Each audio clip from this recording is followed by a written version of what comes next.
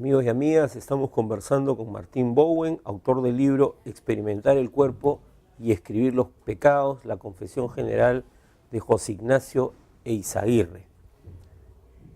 Hemos estado hablando sobre esta práctica que a nosotros nos puede parecer insólita, pero que era común en una determinada época de nuestra historia, porque tenemos historias comunes, digamos, ¿no? Esta idea de llevar el registro tenía que ver, entiendo, con la precisión, como tú bien has dicho, de la confesión, ¿no? Ahora, también tú señalas en el texto esta diferencia que establecía la Iglesia entre olvidar el pecado y no mencionarlo o no confesarlo, ¿no? ¿En qué consistía esa diferencia en la práctica de la confesión en aquella época? Bueno, había distintas vertientes dentro de la Iglesia, dentro de los teólogos de la época, sobre cuán duro debía ser el confesor con el penitente y cuánto debía intentar, cuánto debía insistir para, en el fondo, hacer hablar a la memoria, ¿no?, de la persona. Porque efectivamente el problema que encontraban los confesores era que los penitentes olvidan los pecados, ¿no? Y ese es un problema grave. Claro, para ellos, digamos. Claro. Porque lo dejaba sin trabajo. Bueno, ¿no? Y además, dentro de la lógica de la época, Dios no olvida, ¿no? Dios tiene un registro exacto de todos los pecados. Entonces, por una parte, quienes eran más laxos decían, bueno, si el penitente olvida, no hay problema, y permitamos que una vez que los recuerde sus pecados, los confiese, ¿no? Que puede explicar en parte quizás por qué José Ignacio Eizaguirre escribe esta lista de pecados, porque son pecados que él realizó cuando era joven o niño, ¿no? Es decir, tiene 20 a 25 años cuando escribe el documento, y las cosas ocurren en el pasado, y puede ser porque no las quiso confesar antes y le daba vergüenza hacerlo, o puede ser porque los había olvidado y está tratando de recordarlas, ¿no? Y desde ese punto de vista puede recordarlas después, pero una vez que las recuerda tiene que confesarlas. Y había otros, en cambio, que eran más duros y que decían, bueno, acá el sacerdote tiene que insistir e insistir, y de ahí que los manuales del confesor sean tan escandalosos, a veces. Que era una suerte de fiscal, ¿no? O sea, es como el fiscal cuando está interrogando, ¿no es cierto? Sí, es una interrogación muy precisa y muy acuciosa, la que podemos ver en algunos manuales de confesor de la época, mientras otros, en cambio, son muy generales, ¿no?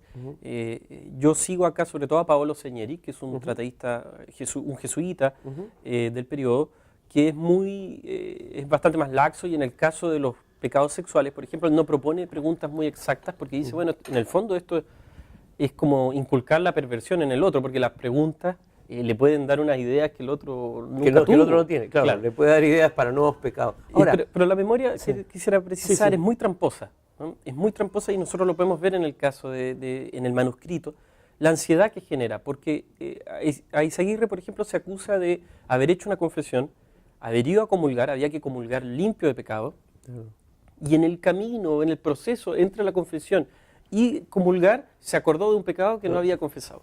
Y esa especie de surgimiento repentino de la memoria le hace dudar si la confesión fue hecha en estado de pureza o no, si debió haber evitado comulgar, etc., ¿no? Ahora, estamos hablando de inicios del 19. Sí. Estamos hablando de una época en que ya, digamos, las ideas del liberalismo, ¿no?, y la puesta en cuestión de la misma Iglesia Católica era parte del clima de la época, ¿no? Porque a mí me llamó la atención, porque cuando yo vi el libro dije, será un texto pues de más atrás, ¿no? Del 17, ¿no? Y recordaba algunas lecturas sobre la Edad Media, además, aunque bueno, ahí había la penitencia de otro tipo, que era la peregrinación, ¿no? Y entonces me llamaba la atención cómo estos hombres que están, digamos, luchando contra el poder imperial, está comenzando la república, se sentían tan dependientes del poder finalmente de la Iglesia, del poder que no era terrenal, digamos, ¿no? ¿Cómo se explica esto? Esto va más allá del documento, en realidad, ¿no? Sí, bueno, por una parte, puede explicarse por una razón individual, en el caso del documento, en el hecho de que probablemente Eizaguirre formaba parte de una de las familias más conservadoras del Santiago de la época. Y de allí que se acuse de cosas que me imagino, pero en el fondo no podemos saber, Claro. ¿no? Que el resto no se acusaban, que son bailar minuet, Claro. leer novelas. Bueno, las novelas eran prohibidas por la Inquisición, por tanto ahí había un problema, pero que circulaban, sabemos que circulaban, y él mismo se acusa de he leído novelas, en fin, asistir al teatro, ¿no?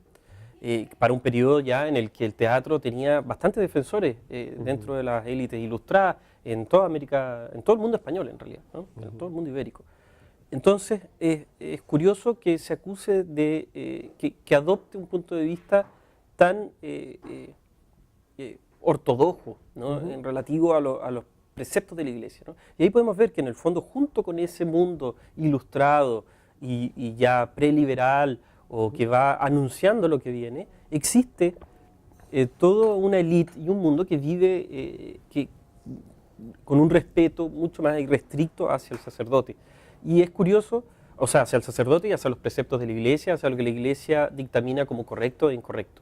Y es curioso que en el fondo sea así, y nos permite ver además hasta qué punto la confesión era un arma política, un arma social para la Iglesia, porque podemos ver a Eizaguirre contando pecados que tienen que ver con asuntos políticos. Con negociaciones vinculadas a uno de sus hermanos y Exacto. a un cargo que estaba ahí en competencia, sí. ¿no? Entonces los cargos que eran el elemento central de la política en el sistema imperial, es decir, cómo se distribuyen y cómo se organizan los cargos dentro de la administración, en este caso era un cargo de profesor en la universidad, bueno, ese elemento él tiene que confesar aspectos de esa pelea o esa pugna política con otra familia, y podemos ver en el fondo cómo el confesor se enteraba de cosas, ¿no? Y yo doy algunos ejemplos de confesores que, enterándose de información a través de las confesiones, las ocupaban luego en los sermones, etcétera, sin individualizar. El secreto de confesión no regía, digamos.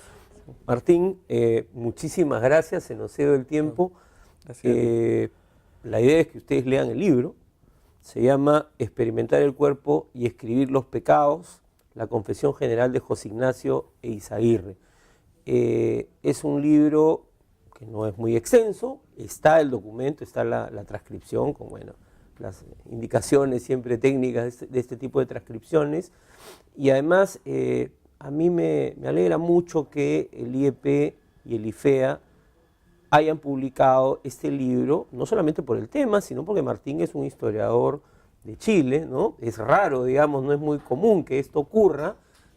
Sé que nuestro amigo Juan Carlos Estensor ha tenido algo que ver en el tema, ¿no? Pero les recomiendo muchísimo la lectura del libro para todos los que quieren entender el peso, además, seguir entendiendo el peso que ha tenido siempre la Iglesia Católica en nuestras sociedades, que hasta ahora mantiene en algunos casos. Nos vemos.